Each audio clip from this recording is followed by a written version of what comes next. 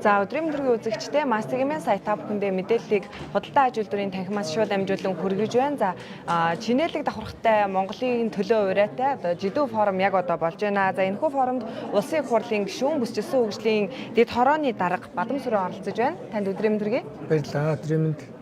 За таны хувьд одоо бизнес эрхлэгчдийн дуу хоолой болж бас одоо хуульд өөрчлөлт оруулах одоо хуулийн төслийг санаачилсан байгаа шүү дээ. Тэгэхээр энэ хуулийн төслийн талаар та манай үзэгчдэд юун төрөнд мэдээлэл өгөөч. Энэ хууль бол анх удаа 2019 онд батлагдсан. Гэхдээ энэ хуулийг цаг үеийн шаардлагаар нийцүүлж одоо шинжлэх зайлшгүй шаардлагатай байна. Өөрөөр хэлбэл олон улсын жишгт нийцүүлэх одоо өсөн нэмэгдэж байгаа хэрэгцээг хангах чиглэлээр ажиллах хэрэгтэй. Тэгээд нэгдүгээр тулгамжийн асуудал бол одоо өрхийн бичил жижиг дунд үйлдвэрлэл эрхлэгчдэд бол одоо санхүүжилтийн их усүр буюу одоо хөнгөлөлтөө зүйн их усүр дутагдaltaй байгаа. Үнийг одоо шийдвэрлэх одоо зохицуултыг одоо нэмж тусгана. Өөрөөр хэлбэл одоо хөдөлмөр эрхлэлтийг дэмжих сан буюу хөдөлмөр нийгмийн агуулгын яамны харьяар байдаг сан бол өрхийн одоо бизнесийг дэмждэг. Одоо 10-20 сая хүртэл өрний одоо зээл олгодог. За энийг бол одоо хүний насны мөчлөгөөр үзэх юм бол одоо цэцэрлэгийн хөвгтөд зөвлөж болно. Тэгвэл дараагийн шат нь одоо байгаа жижиг дунд одоо үйлдвэрийг дэмжих санг, бичил одоо бизнесийг дэмжих сан болгоод жижиг дунд одоо бизнес буюу одоо арай одоо тийм одоо агсан төвчний одоо энэ бизнесүүдийг дэмжих зориулж одоо тусдаа санхүүгийн корпорац байгуулах.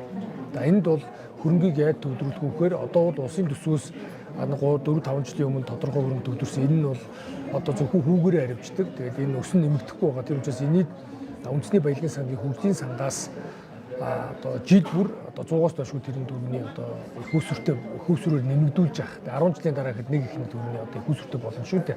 Энийг бол татвар төлөвчдийн хөрөнгөөс бус нөхөн сэргээгдэхгүй одоо байгалийн баялагаас олж байгаа орлого буюу одоо жил бүр ашиг нутгийн нөөцийн төдвөрөөр жилдээ улсын хэмжээнд 4-5 ихний төгрөг төвлөрдөг. Энэний 5%-ийг одоо үндэсний баялагын сангийн хөгжлийн санд одоо төвлөрүүлэх буюу жилдээ 200-аас 250 орчим одоо тэрэн төгрөгийг төвлөрүүлж энэний 50-аас доошгүй хувийг жил бүр одоо энэ санхүүгийн корпорацид одоо үзүүлэх. Гэхдээ энэ нь бол өмнө иргэдэд нөгөө жидүү сан маань төрийн байгууллагын харьяанд одоо байгаа учраас 300 сая төгрөг болоод энэ сан төр оролцоод байх нь одоо тийм зохистой биш гэж үзэж байгаа. Тийм учраас төр зөвхөн бизнесийг дэмжих үүднээсээ энэ санхүүгийн корпорац нь хараат тусаар өөрөө ажиллах энэ зохицуултыг тусаж өгч байгаагаар онцлог байна. Одоо өөрөөр хэлбэл энэ санхүүгийн корпорац нь одоо ашиг нутгийн нөөцийн төлбөр буюу үндэсний баялагын сангийн хөгжлийн сангаас орох орлого, дээр нь арилжааны банкудаас орох гадна дотны одоо тусламж дэмжлэг те олон одоо бизнес эрхлэгч хувийн хвшилгээ те энэ одоо олон улсын байгууллагаас гээд олон сангаас бүрдсэн хараат бус ийм одоо төлөвлөлөө өдөрт зөвлөлтөө ийм санхүүгийн корпорацуудын жижиг дунд үйлдвэрлэлийн хөнгөлөлтөө зээлэг болгоод явах ийм зохицуулт тусгаж байгаа. Нэгт нь хоёрдугаарт нь бол одоо ажлын хүчний ур чадвар энийг дэмжих бодлого. За гуравт нь бол энэ газар олгох дэд бүтцээр одоо бизнес эрхлэгчдийг дэмжих. За энэ зохицуултууд гэдэг ингээд ийм олон шинэлэг зохицуултыг олон улсын жижигт нийцүүлж одоо оруулахаар ингэж одоо боловсруулсан байгаа. Тэгээд ер нь бол судалгаанаас харахад Монгол улсын дотоодын бүтээгдэхүүн буюу нийт эдийн засагт жижиг дунд одоо үйлдвэрлэл эрхлэгчдийн одоо эслэг хувь нь одоо энэ нөгөө компанийнхаа аж ахуйн хийж байгаа тоогоор биш нөгөө одоо эдийн засаг одоо үйлдвэрлэж байгаа баялаг бүтээж байгаа тоогоор авч үзэхэд 5-6% байна. Гэтэл дэлхийн жишг олон улс орнууд энэ одоо жижиг дунд үйлдвэрлэл эрхлэгчид нь улсынхаа эдийн засгийн нийт хэмжээний одоо 40-с дээш үе бүрдүүлдэг. Тэгэхээр ийм учраас одоо чинээлэг дундад давхтаа одоо Монголын төлөө гэдэг энэ үрээд яг ажил болох зүйл бол ерөөсөө энэ өөрхөө бичил жижиг дунд бизнес эрхлэгчдийн бодлогоор дэмжих энэ л одоо асуудал байна. Тэгэхгүй бол хэдхэн том төрийн өмчөд одоо Эрдэнэ төвлөр 5-7 гэдэг юм уу те энэ компаниуд Монгол улсын эдийн засгийн дийлэнхийг бүрдүүлж шүү дээ. Тэгэхээр ийм нөгөө том цээжтэй одоо нарийнхан хөлтөг хүн шиг болчиход байгаа учраас энийг одоо дундад давхаргаа өөрхөн айлынхаа бизнесийг дэмжихэд ийм тогтолцооны хувьд эрх зүйн зохицуултын хувьд бол энэ томоохон өөрчлөлтийг бусад хуулиудад оруулах замаар санхүүжилтийн тогтмол их усртэй болгох замаар зөвлөх үйлчлэгийг хувийн хвшил төрийн бүс байгуулгаар одоо борлуулалтын дарга үйлчлэг гэдэг шиг одоо бизнес эрхэлж байгаа энэ иргэд чинь одоо бүгдийг бас анхалж одоо бүгдийн суралцааг байдаг шүү дээ. Тийм учраас нөгөө дасгалжуулагчтай тамирчин амжилт үзүүлэлттэй адил бизнес эрхлэгчдийн ийм одоо орж байгаа хүүгийнх нь орлогоос эргээд тэрийг одоо менежментийн сайжруулах буюу одоо маркетингийн дэмжихэд зориулж тэр хувийн хвшлүүдийг ийм одоо дэмжих зөвлөх үйлчлэгээтэй хамт ингэж явуулах, санхүүжилтийг нь хамт дэмжих гэдэг ийм томоохон одоо өөрчлөлт ихээр л босруулсан байна. Онцлог. Сая хэлцүүлэгт та панелистаар оролцлоо. Тэгэхээр ер нь бизнес эрхлэгчид маань ямар санааг төлхөө хэлж ийн вэ? Бизнес эрхлэгчид бол нэгдүгээрт бол зээлийн хүртээмжийг нэмэгдүүлэх шаардлагатай байна. Хоёрдугаар газар олголтоор одоо бидний бодлогоор дэмжиж өгөөч. За гуравдугаар нь ажлын хүчний одоо энэ одоо ур чадвар, ажлын хүчний одоо хүрэлцээг нэмэгдүүлэхийн тулд одоо бодлогын арга хэмжээ авч өгөөч. Энэ хууль тогтоомжинд одоо холбогдох өөрчлөлтийг оруулж өгөөч. За дотооддоо үйлдвэрлэж байгаа одоо ялангуяа оюутал хувцсыг үйлдвэрлэхэд энийг төрийн худалдаа авалтаар жишээлбэл одоо боловсролын яам дэмжиж энийг худалдаж аваач. Орон нутгийн одоо нөгөө Монгол улс өөрөө юм 21 аймагт өргөн удам нутгаар цөөн хүн амтай учраас энэ тохирсон хөдөө орон нутгийн дээр жижиг дунд үйлдвэрлэлтийг дэмжсэн одоо бодлогыг ингэж авч үзэхгүй бол одоо зөвхөн нийслэл Улаанбаатар хотод дэмждэг байдлаар харж болохгүй. Тэмчээс энэ Монгол орны өөрийнх нь онцлог тохирсон энэ бодлого хэрэгжүүлэгч зэрэг одоо их оновчтой чухал санаачлуудыг төвшүүлж Аха. Баялаг бүтээгчдийг дэмжих холбоо одоо 10 жилийн тохиож байна. Энэ 10 жилийн хугацаанд Монгол орноо 2 удаа бүтэн тойрч 1000 гаруй бизнес эрхлэгчдийг дэмжиж сурчилж ажиллажээ. Тэгэхээр таны хувьд Дорнод аймгийн засаг даргаар ажиллаж байсан. Дорнод аймагт ер нь баялаг бүтээгчдийг дэмжих бодлого хэр байдаг юм бэ? Мөн баялаг бүтээгчдийн холбоо бас бий болсноороо үр дүн хэр гарсан гэж та харж байгаа вэ?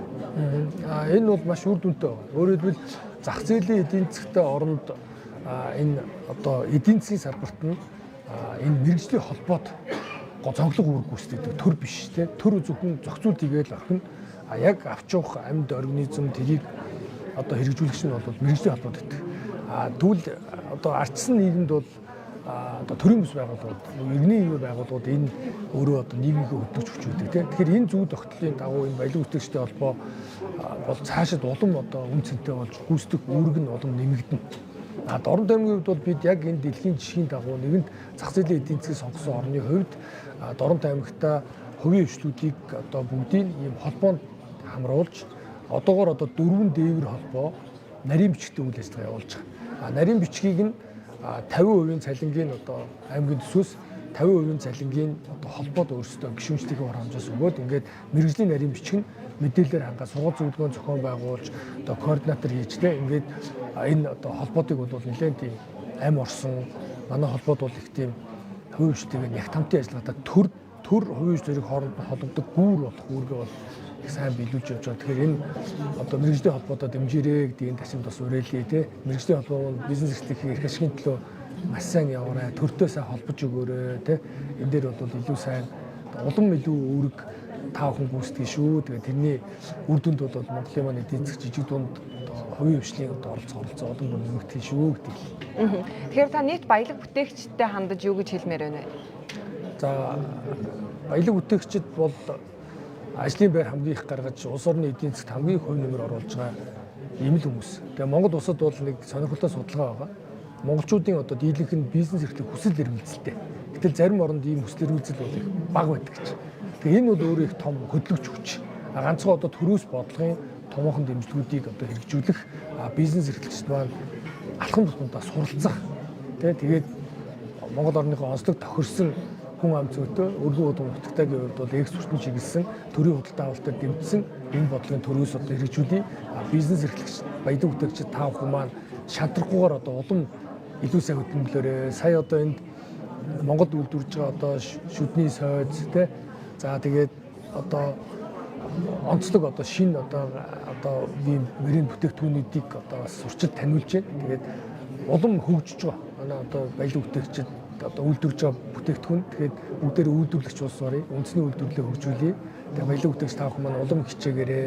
Битгий шантраарай. Өргөн боломж өмнө танд байгаа шүү. Та бүхэнд амжилт хүсье. За баярлалаа танд. Баярлалаа.